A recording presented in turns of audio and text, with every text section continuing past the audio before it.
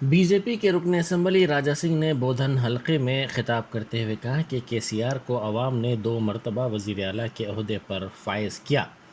उन्होंने इस अरसे में तेलंगाना के लिए कोई फ़ायदेमंद काम नहीं किया। उन्होंने कहा कि केसीआर को अवाम ने मुस्तरद कर दिया है। सिर्फ कांग्रेस को मुस्तरद करने की वजह से ही टीआरएस को कामयाब किया जा रहा है। टीआरएस की तरक्की को देखकर अवाम ने वोट नहीं दिया है। అదే విధంగా ఇంకా 2 సంవత్సరాలు ఉన్న ఎలక్షన్ ప్రచారం గురించి మేము రాలేదు. కానీ మీరు రెండు సార్లు అంటే 2 సార్లు ముఖ్యమంత్రికి ఒక విశ్వాసంతోనే నీకు ఓటేసి మీరు గెలిపిస్తున్నారు.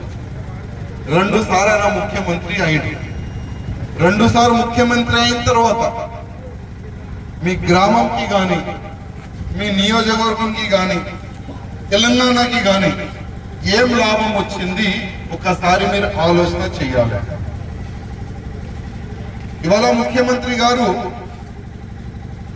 ఒకప్పుడు కాంగ్రెస్ ఉన్న సమయంలో ముఖ్యమంత్రి గారు ఏదైనా స్పీచ్ పోతే ఏదైనా కార్యక్రమం చేస్తే ప్రజలు ఆయన మాటలు విని చెప్పట్టు కొట్టేది. కానీ ఇవాళ ప్రజలు తూ అంటున్నారు ఆయన. ఎందుకంటే ఈ కాంగ్రెస్ వద్దు, ఈ అప్పుల పాలన చేసిన ఈ కాంగ్రెస్ వద్దు అని ఈ టిఆర్ఎస్ వాళ్ళకి గెలిపిస్తున్నారు. ఈయన మన పైన అప్పు ఉన్నది తీరేస్తారేమో అని, మన డెవలప్మెంట్ చేస్తారేమో అని, మన తెలంగాణకి ఇంకా ముందుకు తీసుకొని పోతారేమో అని ఈయన పైన విశ్వాసం వేసి ఈయనకి ఓటేస్తారు. కానీ కాంగ్రెస్ పోతా 75,000 crore రూపీస్ మన పైన అప్పు చేశారు. అంటే మీ పైన అప్పు ఉందనుకోండి, అప్పుడు కాంగ్రెస్ వాళ్ళు అప్పు చేసి వెళ్ళిపోయినారు.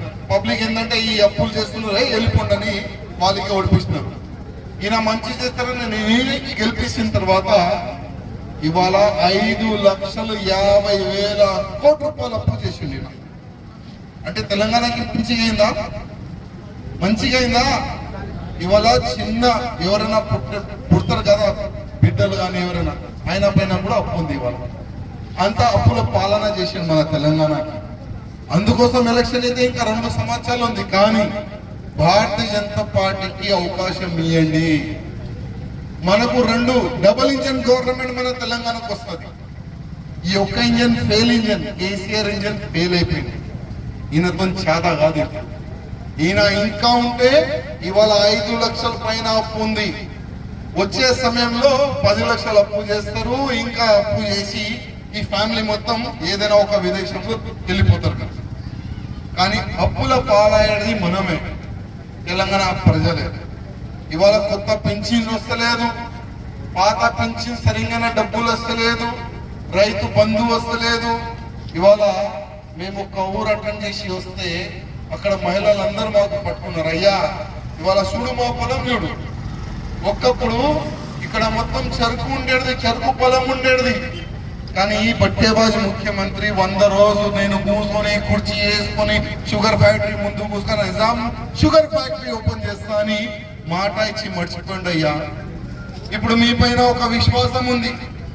మోదీ గారు యావత్ భారతదేశాన్ని మంచి డెవలప్మెంట్ చేస్తుండే. ఎక్కడెక్కడ బీజేపీ గవర్నమెంట్ ఉంటే అక్కడ మంచి డెవలప్మెంట్ అవుతుంది. మన తెలంగాణలో కూడా బీజేపీ ఒక్కసారి రావాలయ్యా, మేము బీజేపీకి ఆశీర్వాదం ఇస్తామని పబ్లిక్ లో ఒక మార్పు వచ్చింది. 2 సార్లు మీరు టిఆర్ఎస్ కి అవకాశం ఇచ్చినారు. ఆయన ఏం చేసిండు కొద్దిగా ఆలోచన చేయాలి. బీజేపీ వచ్చిన తర్వాత ఎంత మంచి డెవలప్మెంట్ అవుతుంది. మీరు వేరే స్టేట్ ఎక్కడెక్కడ బీజేపీ గవర్నమెంట్ ఉంది అక్కడ కొద్దిగా మీరు చూడండి. యూట్యూబ్ లో కానీ గూగుల్లో కానీ చూస్తే మనకు కనబడుతుంది. అందుకోసం ఇవాళ బీజేపీ ప్రజా కోస, బీజేపీ భరోసా, ఒక విశ్వాసం పెంచని బీజేపీ మీకు అండ ఉంది, బీజేపీ మీ వెంబడి ఉంది. ఇవాళ ఎంత మనం వెనుక పోయినాం.